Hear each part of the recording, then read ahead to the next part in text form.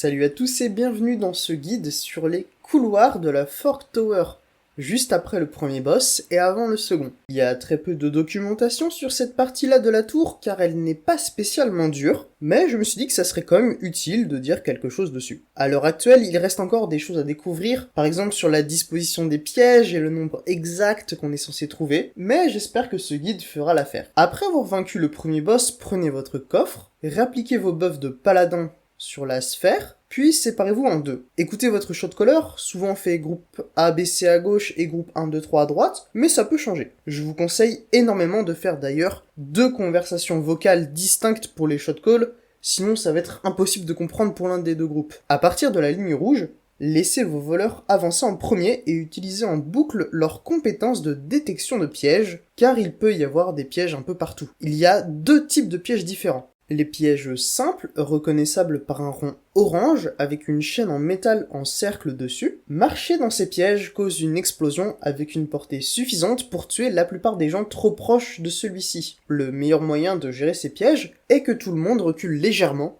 et qu'un rôdeur l'active à distance avec sa compétence. Les méga pièges, quant à eux, sont très ressemblants aux pièges simples, mais avec une double chaîne au-dessus d'eux. Ceux-ci sont extrêmement dangereux, car leur explosion va beaucoup plus loin. Pour vous en occuper, je vous conseille donc d'avoir l'entièreté du groupe qui recule extrêmement loin, et d'envoyer un de vos tanks activer le piège tout seul avec son invuln. Concrètement, un rôdeur aussi peut les faire exploser en étant max range, mais ça demande une précision vraiment chirurgicale, donc je vous conseille d'envoyer un tank, c'est beaucoup plus rapide, et beaucoup moins risqué. Voici une carte des lieux dressée par Faefia. Le lien vers son document est en description. Comme vous l'avez vu, c'est entièrement symétrique entre les deux groupes. Dans ces couloirs, vous allez croiser de très nombreux ZAD à tuer rapidement, qui vont faire diverses AOE à esquiver. La plus grosse menace parmi ces ZAD, ce sont les manticores. Leur mécanique principale est marteau sénestre ou marteau dextre. Pour marteau sénestre, la manticore va taper à sa gauche à la fin de son cast, puis à sa droite juste après, donc il faut se rendre dans la première AOE dès qu'elle est partie. Pour marteau dextre, elle va d'abord taper à sa droite, puis à sa gauche.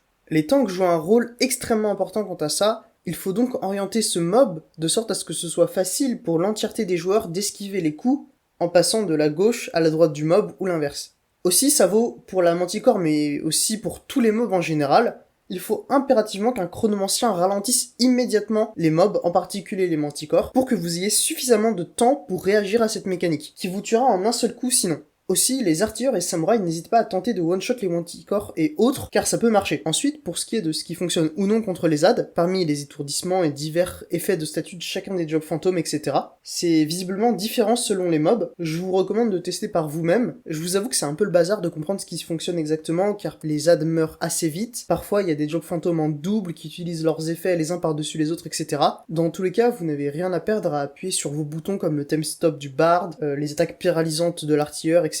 Ça marche sur certains ZAD. Une fois le petit couloir nettoyé par les voleurs et les rôdeurs, s'il y avait un piège, les tanks pouleront les ZAD dans ce couloir pour les éliminer. Ensuite, on laissera de nouveau passer les voleurs devant pour s'occuper des pièges dans la pièce. Si je me trompe pas, il y a forcément un méga piège dans cette pièce. On laissera ensuite aussi avancer les voleurs dans l'escalier, car il peut encore y avoir des pièges. Au sommet de l'escalier se dressent de nouveaux ZAD dans une salle électrique. Les tanks pouleront ces mobs hors de la salle avec leur attaque à distance. Comme cet escalier est étroit, vous pouvez soit décider de tuer ces mobs dans les escaliers, soit la jouer plus safe et les faire descendre dans la pièce en dessous. C'est comme vous préférez. Pour passer la salle électrique, vous avez besoin d'un géomancien qui utilisera flottement sur quelqu'un d'autre ou bien sur lui-même pour traverser la salle jusqu'à l'orbe du milieu et désactiver le sol électrique. Si jamais vous n'avez plus de géomancien car il est mort définitivement ou qu'il y a eu un imprévu quelconque, vous pouvez aussi envoyer un tank invuln pour désactiver l'orbe normalement. Laissez encore une fois les voleurs passer devant pour désactiver les pièges, dans le couloir notamment. Dès qu'une zone est suffisamment sécurisée,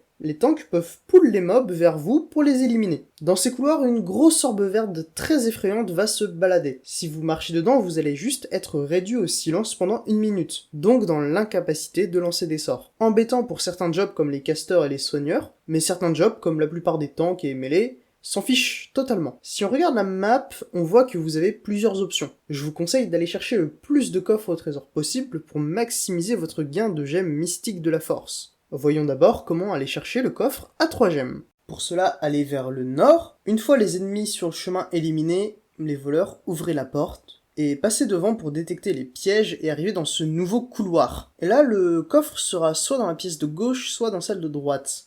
Une fois les ennemis éliminés à droite par exemple, allez regarder dans la pièce. S'il y a un coffre, tant mieux, vous pouvez le prendre et repartir vers le premier grand couloir. Sinon, allez éliminer les ennemis à gauche pour prendre le coffre qui est donc dans l'autre pièce. Voyons maintenant comment obtenir le coffre à 2 gemmes. De retour dans ce couloir, vous voyez qu'il y a un escalier qui mène vers une pièce spéciale. Laissez un de vos voleurs y aller tout seul et continuez tous ensemble vers le sud. Encore une fois, avec un de vos voleurs qui passe devant pour s'occuper des pièges.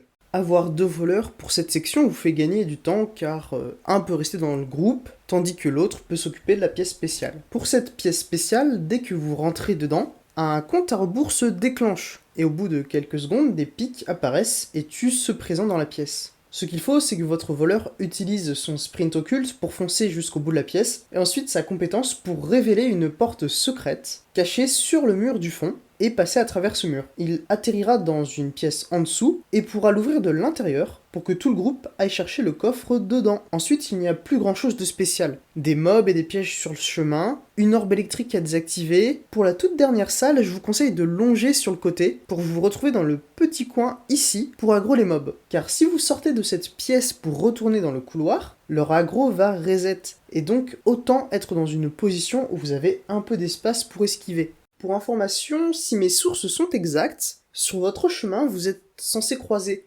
2 méga pièges et entre 5 et 6 petits pièges. Une fois les ZAD éliminés, vous allez vous retrouver sur cet endroit où vous pourrez désactiver les barrières quand les 2 équipes seront ici. Faites descendre les voleurs en priorité car il peut encore y avoir des pièges dans la pièce du bas. Et félicitations, vous êtes désormais face au second boss. Dernière information, faites-en ce que vous voulez. Sachez qu'à ce stade, si tout fonctionne comme prévu, vous devriez avoir 6 gemmes mystiques. Celles du premier boss, et les 5 dans les coffres de votre côté des couloirs. Il existe cependant une méthode pour farm les gemmes mystiques que certaines personnes aiment utiliser. Au lieu de descendre aller faire le second boss, chaque groupe va garder en vie le mob appelé Akamos de la tour, et mourir volontairement de son AOE au niveau de l'endroit où les 2 groupes se retrouvent. Ensuite, un alchimiste de chaque côté va ressusciter les joueurs situés de l'autre côté, pour qu'ils réapparaissent du côté où ils n'ont pas encore ouvert les coffres. Ça offre donc 5 gemmes mystiques supplémentaires pour tout le monde. Ça coûte malheureusement une résurrection à chaque personne qui veut faire ça. Certains groupes apprécient même quitter l'instance après ça, sans faire le boss numéro 2 pour farm les gemmes en boucle au lieu de continuer. Si vous trouvez ça plus efficace niveau temps, libre à vous de faire cette technique. Dernière chose, pendant que j'étais sur le montage de la vidéo, une image avec toutes les dispositions possibles des pièges est sortie. Je l'ai vu passer sur de nombreux Discord, mais je n'ai malheureusement pas trouvé la personne accréditée. Sur ce, à bientôt pour un guide sur le second boss.